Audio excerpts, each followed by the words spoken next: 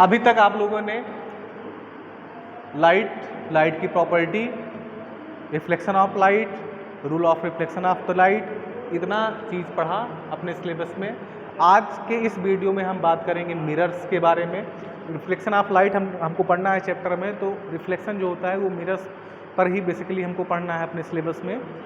तो मिरर क्या होता है, देखे होंगे आप लोग घर में शीशा जो होता है जिसमें चेहरा देखते हो उसी को मिरर बोलते हैं, दर्पण बोलते हैं। बनता कैसे है, सबसे पहले बात इसकी आ जाती है। उसके बाद बात करेंगे कितने टाइप का होता है और वो टाइप किस तरीके से बनाए जाते हैं, उस टाइप का यूज कहाँ कहाँ पे है, किस तरीके से इमेज बना के हमको देती हैं वो, इन सब चीज़ों की बात करेंगे। तो मिरर बेसिकली क्या होता है, कोई ट्रांसपेरेंट प्लेट होती है। पहले जैसे कांच ले लें तो कांच एक ट्रांसपेरेंट कांच का कोई प्लेट ले लिया हमने, उसके बाद क्या करेंगे, उसके एक सरफेस पे हम कलई कर देंगे, मीन्स कोई थिन मेटेलिक लेयर लगा देंगे पीछे की तरफ, या थिक पेंट कर देते हैं तो वो भी उसी का काम करती है। तो इस तरीके से क्या देखते हैं कि वो एक ओपेक मटेरियल की तरह काम करने लगती हैं। और फिर क्या होता है, जब हमारे चेहरे से या किसी ऑब्जेक्ट से टकराकर लाइट जब उस मिरर पे पड़ती है तो ट्रांसपेरेंट तो रह नहीं जाता, वो ओपेक हो जाता है और चिकना बहुत ज़्यादा होता है, तो रिफ्लेक्शन बहुत अच्छा होता है वहाँ से। तो चेहरे से पहले लाइट चेहरे पे पड़ी और हमारे चेहरे से पड़ने के बाद पड़ी मिरर पे, और मिरर ने पूरी की पूरी रेज को रिफ्लेक्ट कर दिया। तो रिफ्लेक्ट करने के बाद वो रिफ्लेक्ट रेज फिर आई हमारी आँख पे, आँख हमारी सेंसिटिव हुई और जहाँ से आई फिर हमको नज़र आने, तो हमको अपना चेहरा उस चेहरे से आई है मिरर से, वहीं से नज़र आने लगा हमको अपना चेहरा। इसके लिए हम समझ सकते हैं, जैसे घर में खिड़की लगी होती है कांच की, वो अंदर से देखो तो बाहर दिख रहा है, वो ट्रांसपेरेंट है। उसमें क्या करो, आप जाके पीछे से कोई ओपेक मटेरियल लगा दो, कोई लकड़ी लगा दो, कॉपी लगा दो, बुक्स लगा दो, कुछ भी लगा दो, तो क्या देखोगे कि उसमें आपका चेहरा जो है वो नज़र आने लगेगा। मीन्स किसकी तरह काम करने लगता है, फिर वो मिरर की तरह काम करने लगता है। तो बात समझ में आई आप लोगों को। मिरर कैसे बनता है, एक ट्रांसपेरेंट प्लेट होती है, कांच ले लेंगे हम, कांच की कोई पारदर्शी प्लेट हो गई जिसके एक पृष्ठ पर कलई कर दी जाती है और दूसरा पृष्ठ एक अच्छा परावर्तक तल की तरह काम करने लगता है, उसी को हम बोलते हैं मिरर। मीन्स कांच की वह पारदर्शी प्लेट, कांच की वह प्लेट बोल सकते हैं, कांच की वह प्लेट जिसके एक पृष्ठ पर कलई की गई हो, जिसके एक पृष्ठ पर क्या किया गया हो, एक पृष्ठ पर कलई की गई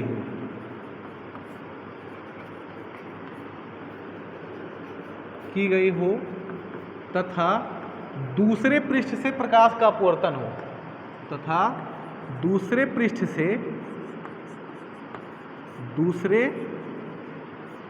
पृष्ठ से प्रकाश का परावर्तन हो, प्रकाश का परावर्तन हो, वो दर्पण कहलाता है। क्या कहलाता है, दर्पण कहलाता है। बात क्लियर। पहले कैसी प्लेट होनी चाहिए, पारदर्शी, फिर एक पृष्ठ पे कलई कर दो, दूसरे पृष्ठ से परावर्तन होने लगेगा, उसी को हम बोलेंगे दर्पण। उसके सामने खड़े होंगे, लाइट में अगर लाइट वहाँ पे हो, अंधेरे में ना खड़े हो जाओ, जाके शीशे में अपना चेहरा देखने लगो, लाइट हो वहाँ पे, उसके सामने खड़े हो जाओ तो आप लोगों का चेहरा या शरीर जो भी है वो उसमें नज़र आने लगेगा। तो अब बात करते हैं मिरर बेसिकली कितने टाइप के होते हैं। तो मिरर बेसिकली दो टाइप के होते हैं। मिरर जो होते हैं बेसिकली दो टाइप के होते हैं। एक आपका होता है प्लेन मिरर, समतल दर्पण जिसे बोलते हैं, प्लेन मिरर, समतल दर्पण। दूसरा होता है आपका स्फेरिकल मिरर, स्फेरिकल मिरर, गोलीय दर्पण।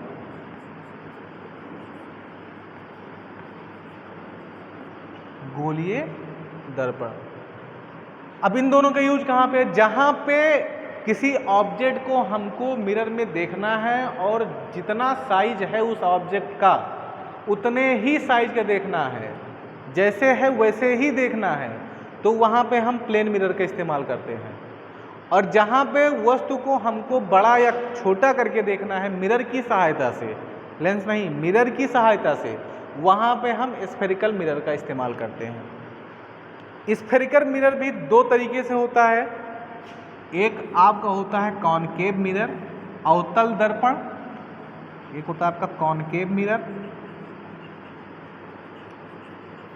अवतल दर्पण, अवतल दर्पण। और दूसरा आपका होता है कॉन्वेक्स मिरर।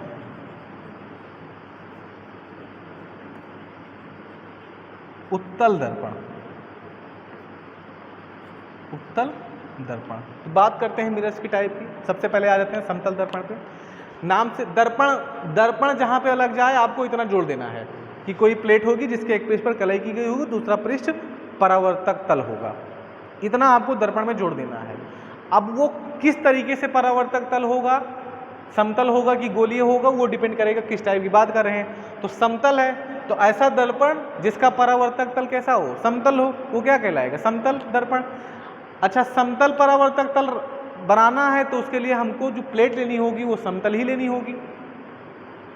तो यहां से पूरा डिफाइन कर सकते हैं कि कांच की वह समतल प्लेट, कांच की वह समतल प्लेट जिसके एक पृष्ठ पर कलाई की गई हो तथा दूसरे पृष्ठ से प्रकाश का परावर्तन हो, समतल दर्पण कहलाता है। यहाँ पे कुछ नहीं करना है, इसी डिफिनेशन में हमको यहाँ पे समतल प्लेट जोड़ देना है, तो यहाँ समतल प्लेट जुड़ जाएगा अपने आप।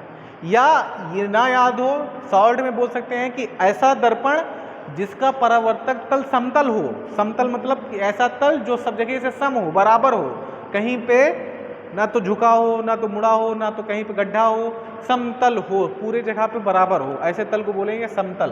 तो ऐसा दर्पण जिसका परावर्तक तल समतल होता है, या कांच की वह समतल प्लेट जिसके एक पृष्ठ पर कलाई की गई हो तथा दूसरे पृष्ठ से प्रकाश का परावर्तन हो, समतल दर्पण कहलाता है। समतल दर्पण का साइन जो होता है, एक लाइन ड्रॉ करते हैं और एक पृष्ठ पर कलाई को शो कर देते हैं। कलाई शो करने का ये तरीका होता है, इस तरीके से लाइन, इंक्लाइंड लाइन इसे बना देते हैं, तो ये समझ लो कलाई किया गया हो, मीन्स ये अब ओपेक बन चुका है ये। और लाइट यहाँ से आएगी, ये आएगी, रूल ऑफ रिफ्लेक्शन के हिसाब से यहाँ से रिफ्लेक्ट हो जाएगी। ये होता है समतल दर्पण। अब बात करते हैं स्फेरिकल मिरर। नाम से क्लियर, गोलीय दर्पण, ऐसा दर्पण जिसका परावर्तक तल कैसा हो, गोलीय हो। गोलीय मीन्स लगे कि गोल टाइप की प्लेट हो, गोल टाइप की प्लेट हो, मीन्स किसी कांच के गोले से काट के निकाली गई हो। किसे निकाली गई हो, कांच के, ये तो कोई कांच के प्लेन सीट रही होगी, उससे काट के निकाल लिया गया। ये मान लेते हैं कोई कांच का खोखला गोला था, क्या था, कांच का खोखला गोला था, कांच का खोखला गोला था, इतना हिस्सा इसका कट कर लिया गया, इतना हिस्सा इसका कट कर लिया गया, कांच का कोई खोखला गोला था, इतना हिस्सा कट कर लिया गया। तो इमेजिन करो एक बार, समझो फुटबॉल है, फुटबॉल का अगर कोई सरफेस छोटा सा कट करेंगे तो किस तरीके से पूरा प्लेट की तरह नजर आएगा। कैसा प्लेट रहेगा, स्फेरिकल प्लेट रहेगी, गोलीय प्लेट, मुड़ी हुई प्लेट रहेगी, बिल्कुल प्लेन प्लेट नहीं रहेगी, मुड़ी हुई प्लेट रहेगी। उसी तरीके से ये भी हमको नजर आएगा। अब इसी को हमको मिरर बनाना है, तो मिरर बनाने के लिए हमने दो ही चीज़ बताया कि एक सरफेस पे कलाई कर दो और दूसरा सरफेस से प्रकाश का क्या होने लगे, परावर्तन होने लगे, उसी को मिरर बोलेंगे। अब ये हमारे पास स्फेरिकल प्लेट आ गई, इसको हमको मिरर बनाना है। अब स्फेरिकल मिरर में दो तरीके से, कॉनकेव और कॉन्वेक्स। कॉनकेव की जब बात करेंगे तो हमको ये याद रखना है कि उभरे हुए तल पर कलाई की जाए। जब उभरे हुए तल पर कलाई कर दी गई, परावर्तन किधर से होगा, ये उभरे हुए तल पर कलाई कर दी गई तो परावर्तन किधर होगा, दबे हुए तल से। तो ऐसे दर्पण क्या बोलते हैं, अवतल दर्पण। यहां से इसी प्लेट को हमको उत्तल दर्पण बनाना है, तो ये प्लेट ऐसे होती, अब कलाई दबे हुए तल पर कर देते। अब यहां से देखते इधर से, मीन्स ये उत्तल दर्पण कुछ इस तरीके से होता है, दबे हुए तल पर कलाई होती है, दबे हुए तल पर, और उभरे हुए तल से परावर्तन होता है। अच्छा, इसमें याद होने के बाद फिर कुछ समय बाद भूल जाता है कि किस में उभरा हुआ, किस में दबा हुआ। तो इसके लिए एक ट्रिक होती है कि उत्तल में देखो ऊ आया हुआ है ना, ऊ आया हुआ है, तो ऊ से तुम याद रखना है आप लोगों को कि परावर्तन जो होगा वो उभरे हुए तल से होगा। बात क्लियर? तो बचा दूसरा क्या, दबा हुआ, तो दबा हुआ से जिससे हो अवतल, और उभरे हुए से जो हो परावर्तन उसमें उत्तल। तो अब डिफाइन करेंगे तीनों चीज़ों को। गोलीय दर्पण क्या होते हैं? ऐसा दर्पण जिसका परावर्तक तल गोलीय होता है, गोलीय दर्पण कहलाता है। या कांच की वह गोलीय प्लेट जिसके एक पृष्ठ पर कलाई की गई हो तथा दूसरे पृष्ठ से प्रकाश का परावर्तन हो, गोलीय दर्पण कहलाता है। गोलीय दर्पण दो प्रकार का होता है, अवतल दर्पण और उत्तल दर्पण। ऐसा गोलीय दर्पण जिसके उभरे हुए तल पर कलाई की जाती है तथा प्रकाश का परावर्तन दबे हुए तल से होता है, वो अवतल दर्पण कहलाता है। ऐसा गोलीय दर्पण जिसके दबे हुए तल पर कलाई की गई होती है तथा प्रकाश का परावर्तन उभरे हुए तल से होता है, वो उत्तल दर्पण कहलाता है। ये बात समझ में आई? अभी बताया था जैसे कि समतल दर्पण का यूज कहाँ पे किया जाएगा? जहाँ पे वस्तुओं का आकार समान रूप से हमको देखना होगा, जितना है उतना दिखाई दे। जहाँ बड़ा छोटा करके देखना है वहाँ पे गोलीय दर्पण। अब बड़ा करके देखना है तो किसका, छोटा करके देखना है तो किसका, कहाँ नजर आता है हमको?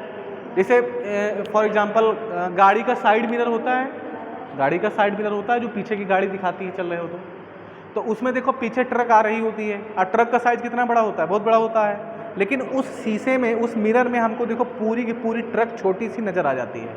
मीन्स इतने बड़े ऑब्जेक्ट को हमको छोटा करके उस मिरर में देखना है। तो जहाँ पे बड़े ऑब्जेक्ट को छोटा करके देखना है, वहाँ पे बड़े ऑब्जेक्ट को छोटा करके देखना है, वहाँ पे उत्तल दर्पण का इस्तेमाल करते हैं। तो अब इस तरीके से आप बता सकते हो कि साइड मिरर में कौन सा मिरर लगा होता है? कॉन्वेक्स लगा होता है। गाड़ियों के साइड मिरर में कौन सा मिरर लगा होता है? कॉन्वेक्स लगा हो, क्योंकि इसमें बड़ी चीज़ को छोटा करके देखना होता है। और जहाँ पे छोटी चीज़ को बड़ा करके देखना होता है कि कोई छोटी चीज़ को बड़ा करके दिखाई दे, उसके लिए कॉनकेव मिरर का इस्तेमाल किया जाता है। जैसे गाड़ी की हेडलाइट, टॉर्च की लाइट में देखो, जहाँ लाइट जलती है, बल्ब लगा होता है, वहाँ पे मिरर लगे होते हैं। कौन सा मिरर होता है? क्योंकि सामने देखना, सामने हमको रात में कुछ देखना है, कहीं देखना है, तो छोटी चीज़ हो कुछ बड़ा होकर दिखाई दे, इसलिए वहाँ पे कौन से दर्पण का इस्तेमाल करते हैं? अवतल दर्पण का इस्तेमाल करते हैं। तो ये हुआ हमारा दर्पण का आज का वीडियो। आशा है समझ में आया होगा आप लोगों के। तो अच्छे से पढ़ते रहिए। मिलते हैं फिर अगले वीडियो में नए टॉपिक के साथ। धन्यवाद।